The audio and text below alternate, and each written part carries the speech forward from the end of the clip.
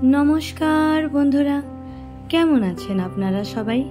আমিও বেশ ভালো আছি। ইটস ঈশানীর আরেকটি ব্লগে জানাই আপনাদের সবাইকে সুস্বাগতম। বন্ধুরা, আজকে কিন্তু আমি আমার ব্লগটা মেনলি শুরু করেছিলাম স্কুল থেকে আসার পর কিভাবে কি করলাম সেটা নিয়েই আমার আজকের এই ছোট্ট ব্লগটা। তবে হ্যাঁ বন্ধুরা, আজকে কিন্তু ওয়েদারটা ভালো না থাকায় সব কিছু ব্লগে তুলে ধরতে পারিনি, কিন্তু যেটুকু পেরেছি আশা করি তোমাদের সবার ভালো লাগবে। প্রথমেই এসে যেই কাজটা করছিলাম, এই দেখো গাছ থেকে জবা ফুলগুলো পেড়ে নিচ্ছিলাম। আজকে বন্ধুরা আমাদের জবা গাছে কিন্তু রেকর্ড জবা ফুল হয়েছে। এত জবা ফুল কোনো দিন আগে হয়নি। বলো তো দেখি কটা, বলতে পারবে? আমি যখন মাকে জিজ্ঞেস করেছিলাম যে মা বলো তো আজকে গাছে কটা ফুল হয়েছে, মা কিন্তু আন্দাজি করতে পারেনি। তবে হ্যাঁ, বোন অনেকটা ঠিকঠাক আন্দাজ করেছিল। যদিও আজকে আমাদের জবা গাছে 42টা জবা ফুল হয়েছে। হ্যাঁ বন্ধুরা, আজকে অনেক জবা ফুল, আমার তো মনটা আজকে পুরো ভরে গেছিলো। এই দেখো এক সাজি জবা ফুল। তো বন্ধুরা, যেহেতু স্কুলে যাওয়ার আগে পুজো দিয়ে যেতে পারিনি, তাই এসে নিয়ে কিন্তু সবার আগে সব কাজ ফেলে প্রথমেই কিন্তু ঠাকুর ঘরে চলে গেছিলাম পুজো দিতে। তবে হ্যাঁ, আজকে আমি যখন ঠাকুর ঘরে গেছি তখন বাজে মাত্র 4:30। এই দেখো কিন্তু ওয়েদারের যা অবস্থা, তোমরা তো ছাদটা দেখতেই পাচ্ছ যে আজকে আকাশের কি অবস্থা। এই দেখো, তবে আজকে আকাশের অবস্থা দেখে নিয়ে মনে হচ্ছিল যে রাতের দিকে কিন্তু আজকে ভালো বৃষ্টি হবে। তো যাই হোক বন্ধুরা, আমি যেই কাজটা করি যে প্রথমে আমি এসে নিয়ে ঠাকুর ঘরে একেবারে ভালো করে সমস্ত কাজ করে নিয়ে কাজগুলো এগিয়ে রাখি। প্রথমে ঠাকুর ঘরটা মুছে নিই, ঠাকুরদেরকে স্নান করিয়ে নিই, যাবতীয় যা যা আমার কাজকর্ম থাকে, বাসন ধোয়া সব কিছু আমি করে রাখি। ঠিক যখন সন্ধেটা হয় তখন আমি গিয়ে সন্ধে দেখিয়ে দিই। আর এই সন্ধে দেখানোর আগে পর্যন্ত এসে বাকি কাজগুলো করে নিই। তো যাই হোক বন্ধুরা, জানো আমি কিন্তু আগে এটা জানতাম না। যবে থেকে আমি জেনেছি তবে থেকে আমি কিন্তু এই পিতলের বা কাঁসার বাসনপত্র ধোয়ার জন্য পিতাম্বরী ইউজ করি। আগে কিন্তু এটা জানতাম না। প্রথমে কিন্তু ওই তেঁতুল দিয়েই পরিষ্কার করতাম, যেরকম ছোটোবেলা থেকে মা, দিদিমাদের, ঠাকুমাদের দেখে এসেছি। কিন্তু এখন এই পিতাম্বরী পাউডারটা বের হওয়ার পর থেকে কিন্তু প্রচণ্ড সুবিধা হয়েছে। এই পাউডারটা একটু ঘষে নিলেই কিন্তু এই পিতলের জিনিসপত্র একেবারে ঝকঝকে তকতকে হয়ে যায়। তোমরা কি কেউ এই পিতাম্বরী পাউডারটা ইউজ করো না সেটা আমাকে অবশ্যই জানিও। আর এই দেখো, আগের দিন কিন্তু রাতে লাউ যখন কাটছিলাম, লাউ কাটার পরে গ্রেটারটা যখন ধুতে গেছি তখন ওখানে কিন্তু লেগে আমার হাতটা একেবারে খ্যাঁচ করে কেটে গেছে। তো যাই হোক বন্ধুরা, এই দেখে নাও, ওই জন্য হাতে একেবারে ব্যান্ডেড লাগিয়ে নিয়েই কাজকর্ম করছি।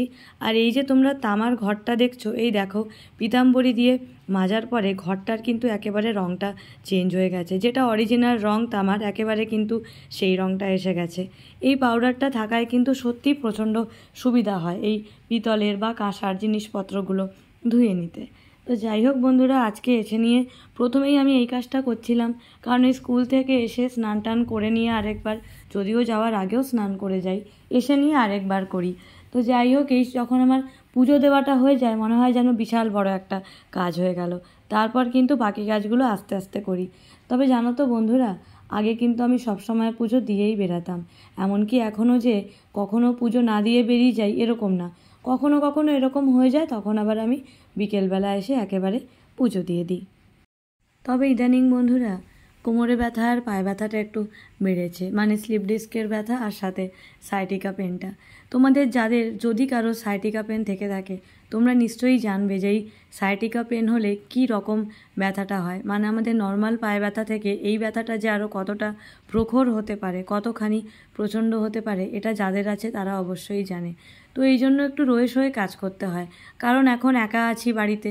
তো এখন যদি একটু নিজেকে ভালোভাবে না রাখি তাহলে কিন্তু আবার নিজে বিপদ ডেকে আনবো। যদিও সত্যি বলতে ও আমাকে কিন্তু হাতে হাতে অনেক কিছু হেল্প করে দেয়। এটা কিন্তু সত্যিই জীবনে একটা বড় পাওনা। এমনও কত ঘর দেখেছি যেখানে হয়তো ছেলেরা বাইরে থেকে এসে এক গ্লাস জল নিয়েও খায় না, কিন্তু সত্যি বলতে হয়তো আগের জন্মে কিছু ভালো কাজ করেছিলাম। ও কিন্তু আমাকে হাতে হাতে অনেকটা হেল্প করে দেয়। আসলে ও বোঝে যে যখন এই কোমর ব্যথাটা হয় বা এই সাইটিকা পেনটা হয় তখন কীরকম কষ্ট হয়। আচ্ছা বন্ধুরা, তোমাদেরও কি কর্তামশাইরা তোমাদের এইভাবে হেল্প করে? আমাকে কিন্তু অবশ্যই জানিও। আসলে কি বলো তো, কথা বললেই কথা হয়, গল্প বললেই কিন্তু একটা একটা করে নতুন নতুন গল্প বেরিয়ে আসে, তাই না বলো? আমিও আমার অনেক বন্ধুদের কাছ থেকে অনেক কিছু শিখতে পারি, তারাও আমাকে অনেক কিছু জিজ্ঞেস করে, সেগুলোর উত্তর দিয়ে কিন্তু বেশ ভালো লাগে। সত্যি বলতে আজকাল এই অনলাইনের যুগে কোনো কিছুই কিন্তু আর দূরত্ব নয়, তাই না বলো?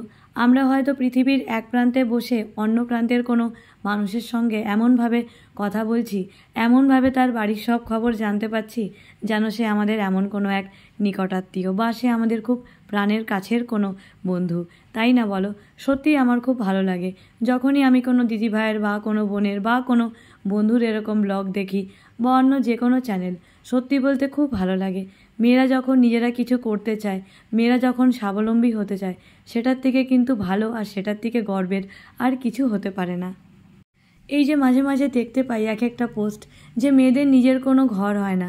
আমি বলি বন্ধুরা, কেন হয় না? আজকে আমরা যদি চাই, মেয়েরা যদি চায়, সেটা নিশ্চয়ই হবে। কেন হবে না? শুধু নিজের মধ্যে সেই পরিশ্রম আর সেই ডেডিকেশনটা থাকতে হবে যে আমি জীবনে কিছু করব, আমিও নিজের পায়ে দাঁড়াতে পারি। যাদের মধ্যে এই জিনিসটা আছে তাদের কিন্তু নিজের ঘর অবশ্যই থাকবে। হ্যাঁ, স্বামীর ঘর, বাবার ঘর সবই আমাদের নিজের, কোনোটাই আমাদের কিন্তু পর না। কিন্তু ওই যে বলে একান্ত নিজের, সেটাও থাকা কিন্তু একেবারেই সম্ভব, তাই না বলো?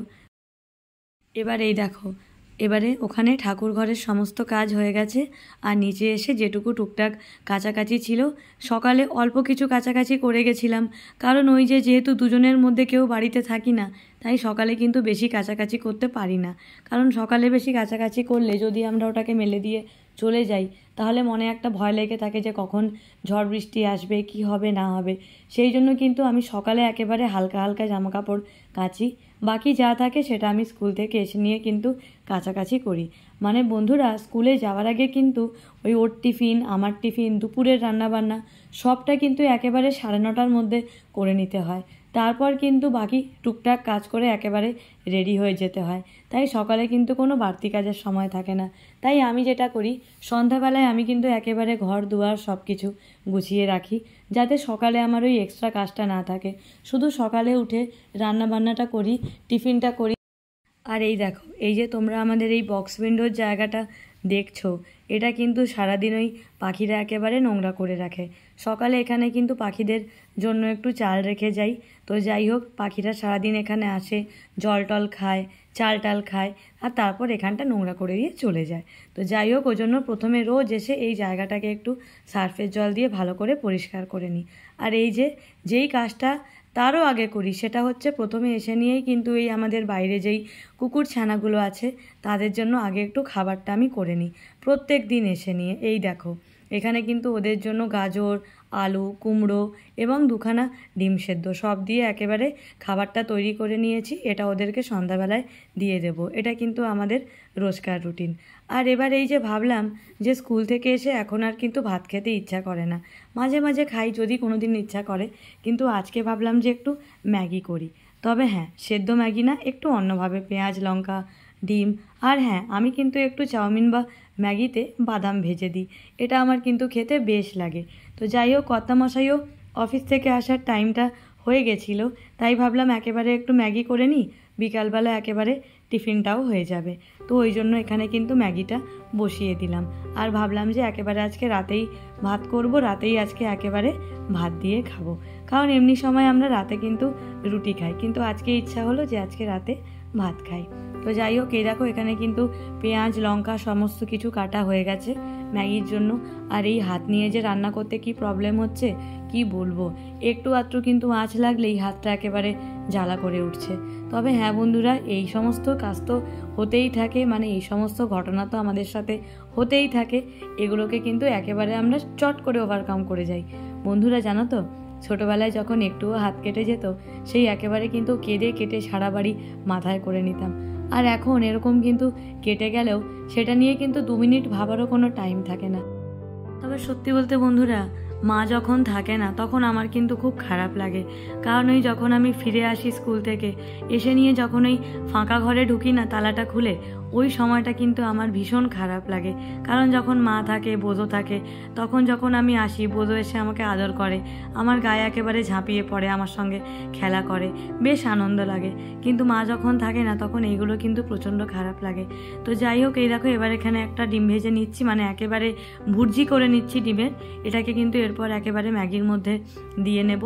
আর ম্যাগিটা কিন্তু আমি আগেই রেডি করে নিচ্ছি, এরপর আমি একটু চা করে দেব।